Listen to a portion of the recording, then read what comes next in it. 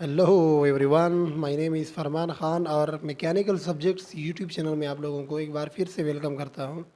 सो आज के इस लेक्चर में हम डिस्कस करने वाले हैं अबाउट दी न्यूमेरिकल क्वेश्चन जो कि हीट से रिलेटेड है। और मुझे ऐसा लगा कि इस क्वेश्चन पर एक वीडियो बननी चाहिए, क्योंकि जब भी आप रेफ्रिजरेशन एंड एयर कंडीशनिंग का एग्ज़ाम देते रहेंगे तो उसमें इस क्वेश्चन का आमना सामना हो सकता है आपके साथ, क्योंकि बहुत ही इंपॉर्टेंट कैलकुलेशंस है इस न्यूमेरिकल क्वेश्चन में। सो आइए शुरू करते हैं इस न्यूमेरिकल क्वेश्चन को। But first of all about me, my name is Farman Khan. I am instructor HVAC eight government technical and vocational college Bannu and is all my qualification. आप अगर देखना चाहते हैं तो इसको अच्छी तरह से पढ़ सकते हैं। मैं बढ़ता हूँ अपने मेन टॉपिक की तरफ। So before we go towards numerical problems you should memorize the following values. अगर आप वाटर, आइस या स्टीम के बेस पर किसी न्यूमेरिकल प्रॉब्लम को सॉल्व करना चाहते हैं तो सबसे पहले आपको इन्हीं वैल्यूज़ के बारे में पता होना चाहिए, जो कि मैंने यहाँ पर नीचे दिए गए हैं। और इसमें हमने दिया है SI सिस्टम में और ब्रिटिश सिस्टम में। SI सिस्टम में जो वैल्यूज़ हैं, स्पेसिफिक हीट ऑफ वाटर है, स्पेसिफिक हीट ऑफ आपके पास आइस है, स्पेसिफिक हीट ऑफ स्टीम है। इन्हीं वैल्यूज़ का हम अपने कैलकुलेशन में बाकायदा तौर पर यूज़ करेंगे। सो आपको पता होना चाहिए कि आइस का जो स्पेसिफिक हीट है एसआई सिस्टम में वो है 1.99 किलो जूल पर केजी, जो कि ऑलमोस्ट हम इसको 2 ही कंसिडर कर सकते हैं। जबकि वाटर का जो स्पेसिफिक हीट है वो 4.187 किलो जूल पर केजी है। स्टीम का 2.1 किलो जूल पर केजी है। इस तरह लेटेंट हीट जब आइस टू वाटर कन्वर्जन होगा या वाटर टू आइस कन्वर्जन होगा तो during this time 335 kilo joule per KG का हीट एब्जॉर्ब होगा। या फिर जब वाटर टू स्टीम या स्टीम टू वाटर कन्वर्जन होगा, यानी लेटेंट हीट ऑफ वेपराइजेशन या लेटेंट हीट ऑफ कंडेंसेशन, तो उस दौरान 2257 किलो जूल पर केजी का हीट एब्जॉर्ब होगा। यहाँ पर एक छोटा सा टेबल मैंने ब्रिटिश सिस्टम में भी दिया हुआ है आपको, सिर्फ आपकी यादाश्त में लाने के लिए। लेकिन जो न्यूमेरिकल क्वेश्चन होगा हमारा वो सिर्फ एसआई सिस्टम के बेस पर होगा। सो चलिए स्टार्ट करते हैं अपने न्यूमेरिकल क्वेश्चन को। प्रॉब्लम नंबर 1 क्या कह रहा है कि if the 10 kg of ice is heated at -10 degree Celsius and convert it to the steam of 130 degree Celsius at normal atmospheric pressure. अगर एटमॉस्फेरिक प्रेशर नॉर्मल हो और आप किसी 10 kg का आइस आपके पास है और उसका इनिशियल टेम्परेचर -10 डिग्री सेल्सियस है, तो जब हम इसको हीट करेंगे और इतना हीट करेंगे कि इससे 130 डिग्री सेल्सियस का स्टीम बन जाए, तो इस पूरे जो प्रोसेसेस हैं, जितने भी प्रोसेसेस यहाँ पर हो रहे हैं, इसमें कितना हीट एब्जॉर्ब होगा, यही हम कैलकुलेट करने का ट्राई करेंगे इस क्वेश्चन में। Find the total heat which has been absorbed. Clear. So यहाँ पर जो आइस का ब्लॉक है इसका मास है 10 kg। तो इसका मतलब कि थ्रू आउट जितने भी प्रोसेसेस हो रहे हैं उन सब में जो मास होगा वो हमारे पास 10 kg के बराबर होगा। जबकि टेम्परेचर यहाँ पर -10 डिग्री सेल्सियस है। सो जब -10 डिग्री सेल्सियस से 0 डिग्री सेल्सियस की आइस तक हम हीट को ऐड करेंगे किसी चीज़ में, तो यही हीट आपके पास सेंसेबल हीट के बराबर होता है। और सेंसेबल हीट का जो फॉर्मूला है वो है QS is equal to mass of the ice multiplied by specific heat of the ice, जो कि हमने पिछले स्लाइड में पढ़ा, एंड TD टेम्परेचर डिफरेंस कि कितना टेम्परेचर में डिफरेंस आया। तो यहाँ पर सेंसेबल हीट होगा। फिर उसके बाद 0 डिग्री सेल्सियस के आइस से 0 डिग्री सेल्सियस के वाटर में जब कन्वर्जन होगा तो इस दौरान लेटेंट हीट ऑफ मेल्टिंग होगा, यानी आइस से वाटर में कन्वर्जन होगा। सो ड्यूरिंग दिस टाइम आपका टेम्परेचर जो वो कांस्टेंट रहेगा, जबकि फेज़ में चेंज आएगा। यहाँ पर फेज़ आइस है, यहाँ पर फेज़ वाटर हो जाएगा। क्लियर। तो यहाँ पर लेटेंट हीट एब्जॉर्ब होगा और लेटेंट हीट का फार्मूला आपके पास QL is equal to M, यानी mass of the ice multiplied by latent heat value of the ice, जो कि हमने पिछले स्लाइड में वहाँ पर पढ़ी थी। क्लियर। सो सेकेंड स्टेज में आपके पास जो है लेटेंट हीट निकलेगा, जो कि इसके बराबर होगा। थर्ड स्टेप में फिर 0 डिग्री सेल्सियस के वाटर में हम हीट ऐड करके 100 डिग्री सेल्सियस के वाटर में लेके जाएंगे। क्लियर। सो 0 डिग्री सेल्सियस से 100 डिग्री सेल्सियस तक टेम्परेचर डिफरेंस आपका 100 आता है, जबकि मास ऑफ दी वाटर जो है वो वही 10 kg है, multiplied by specific heat of water जो है वो आपने पिछले स्लाइड में जिक्र किया है, वहाँ से हम देखने वाले हैं। और फिर उसके बाद टेम्परेचर डिफरेंस जो है आपका वो 0 से 100 तक 100 डिग्री है, तो आप इसको भी यहाँ पर कैलकुलेट कर लेंगे। फिर उसके बाद हम 100 डिग्री सेल्सियस के वाटर से 100 डिग्री सेल्सियस के स्टीम में कन्वर्ट करने के लिए हीट को ऐड करेंगे, तो इस दौरान जो ऐड किया हुआ हीट होगा वो लैटेंट हीट होगा, यानी लैटेंट हीट ऑफ वेपराइजेशन होगा। और ये हीट इस हीट को कैलकुलेट करने के लिए हम यही फार्मूला यूज़ करेंगे। फिर उसके बाद आखिर में 100 डिग्री सेल्सियस के स्टीम से 130 डिग्री सेल्सियस के स्टीम में जब हम हीट ऐड करेंगे इस वो स्टीम के अंदर, तो इस दौरान भी सेंसिबल हीट ही ऐड होगा और वो सेंसिबल हीट होगा इतना। तो अभी हम इसको स्टेप बाय स्टेप सॉल्व करते हैं।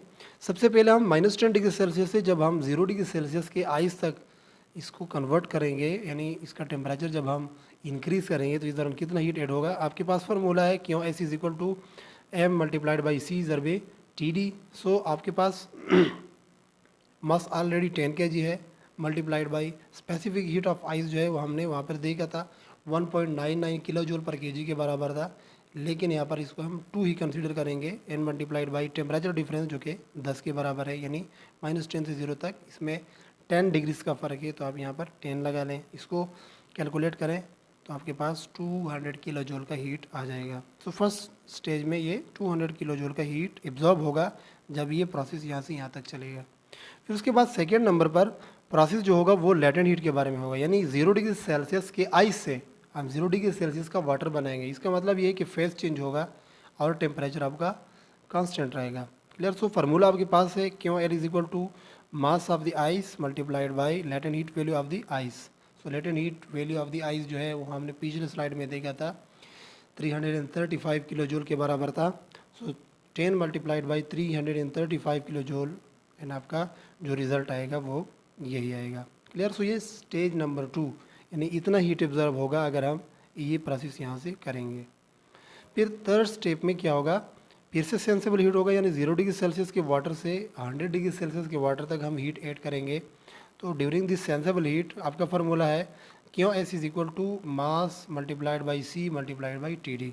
सो मास वही 10 kg है, जबकि स्पेसिफिक हीट ऑफ वाटर हमने पिछले स्लाइड में देखा था, सो 4.187 किलो जूल था पर KG and multiplied by 100 degrees का फ़र्क है 0 और 100 में। सो इसको अगर आप कैलकुलेट करेंगे Q S is equal to 4187 kilo joule के हीट के बराबर हो जाएगा। तो ये इसके थर्ड स्टेप में जो हीट एब्जॉर्ब होगा वो इतना एब्जॉर्ब होगा। फिर फोर्थ स्टेप में जब हम 100 डिग्री सेल्सियस के वाटर से 100 डिग्री सेल्सियस का स्टीम बनाएंगे, तो इस दौरान फिर से फेस चेंज होगा, जबकि आपका टेम्परेचर कांस्टेंट रहेगा। यहाँ पर भी 100 है, यहाँ पर भी 100 है, जबकि यहाँ पर वाटर है, यहाँ पर स्टीम है, तो इसका मतलब कि फेस चेंज हो जाएगा। तो during this time latent heat he absorb होगा, और लैटेंट हीट को कैलकुलेट करने के लिए वही सेम फार्मूला है जो हमने यहाँ पर डिस्कस किया था Q L is equal to mass of the water multiplied by latent heat value of the water कितनी है। तो मैंने आपको वहाँ पर बताया था कि 10 जो मास है और 2257 यानी 2257 किलो जूल पर केजी जो है, ये ड्यूरिंग जब वाटर स्टीम में कन्वर्ट होगा या स्टीम वाटर में कन्वर्ट होगा तो इतना हीट जो है वो एब्जॉर्ब होता जाएगा।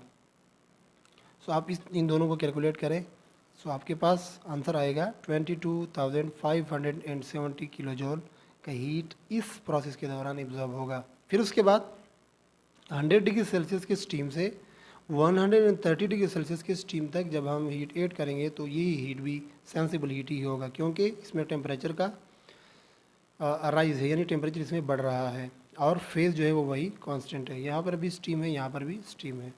सो इस दौरान जो फार्मूला आपका है वो यही है Q S is equal to M ज़रबे सी ज़रबे टी डी।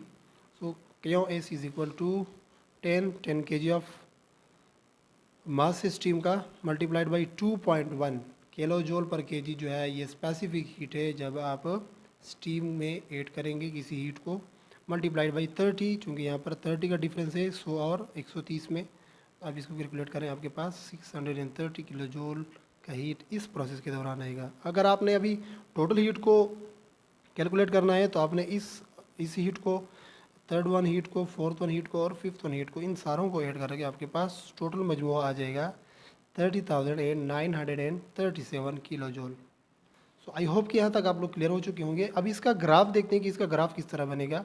सो ग्राफ में आप लोगों को दिखाया गया है कि सबसे पहले जब हमने हीट ऐड किया था -10 डिग्री सेल्सियस की आइस में, तो उसका जो प्रोसेस का ग्राफ है वो यहाँ पर बनेगा। यानी इस दौरान आपका जो टेम्परेचर है -10 से बढ़ के 0 डिग्री सेल्सियस तक बढ़ा। और इस दौरान जो हीट ऐड हुआ तो यहाँ से और यहाँ का जो हीट है वो ऐड हुआ। सो 250 से अगर आप 50 को माइनस करेंगे आपके पास 200 किलो जूल ही आ जाएगा। क्लियर। फिर उसके बाद हमने क्या किया, जब हमने आइस में हीट को ऐड किया तो इस दौरान लेटेंट हीट ऐड हुआ और उस लेटेंट हीट ने क्या किया कि आइस को वाटर में कन्वर्ट किया। So during this time temperature constant रहा, यहाँ पर भी 0 डिग्री सेल्सियस है, यहाँ पर भी 0 डिग्री सेल्सियस है, लेकिन जो फेस था वो चेंज हुआ। यहाँ पर इतना हीट एब्जॉर्ब होके आइस ने अपना फेस चेंज करके वाटर में कन्वर्ट हुआ। सो 3600 से अगर आप 250 को माइनस करेंगे तो इतना हीट यहाँ पर एब्जॉर्ब होके आइस जो है वो वाटर में कन्वर्ट हो गया। फिर उसके बाद फिर से सेंसिबल हीट ऐड हो गया और उस सेंसिबल हीट ने क्या किया कि 0 डिग्री सेल्सियस के, यहाँ पर 0 डिग्री सेल्सियस है, इसके टेम्परेचर से बढ़ना स्टार्ट हुआ और 100 डिग्री सेल्सियस तक वाटर गर्म हुआ। तो यहाँ पर 100 डिग्री सेल्सियस है, यहाँ तक वाटर गर्म हुआ। तो इसका मतलब कि इतना चेंज टेम्परेचर में आया, जबकि यहाँ से लेकर यहाँ तक का चेंज जो है वो हीट कंटेंट में आया। तो इसका मतलब कुछ और हीट भी एब्जॉर्ब हुआ और वो हीट कितना था 4187 किलो जूल। फिर उसके बाद फिर से latent heat. So latent heat of vaporisation यहाँ पर 22,570 kilo joule latent heat absorb हुआ। और इस दौरान टेम्परेचर जो था वो कांस्टेंट रहा, यहाँ पर भी 100 डिग्री सेल्सियस था, यहाँ पर भी 100 डिग्री सेल्सियस। तो इस दौरान टेम्परेचर में कोई चेंज नहीं आया, लेकिन हीट यहाँ पर एब्जॉर्ब हुआ कितना, यहाँ से लेकर यहाँ तक इतना हीट जो है ये लेटेंट हीट ऑफ वेपोराइजेशन की सूरत में एब्जॉर्ब हुआ। फिर उसके बाद जो फिफ्थ स्टेप था, फिफ्थ स्टेप में फिर से टेम्परेचर बढ़ा।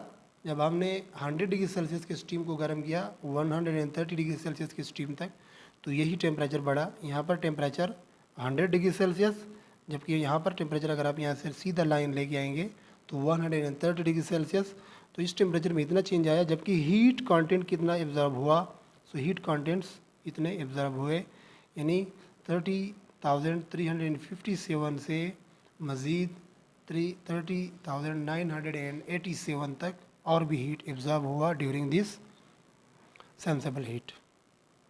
सो इसी तरीके से यही हीट यहाँ से यहाँ तक का हीट, ये वाला और ये वाला, इस सारे हीट्स को अगर हम ऐड करेंगे तो इसका मतलब ये कि -10 डिग्री सेल्सियस के आइस से इतना सब कुछ होने के बाद कितना हीट एब्जॉर्ब हुआ। सो वो टोटल हीट आपको मैंने कैलकुलेट ऑलरेडी कर दिया है, 30,937 किलो जूल का हीट एब्जॉर्ब हुआ। सो आई होप गाइस कि यहाँ तक आप लोग समझ चुके होंगे।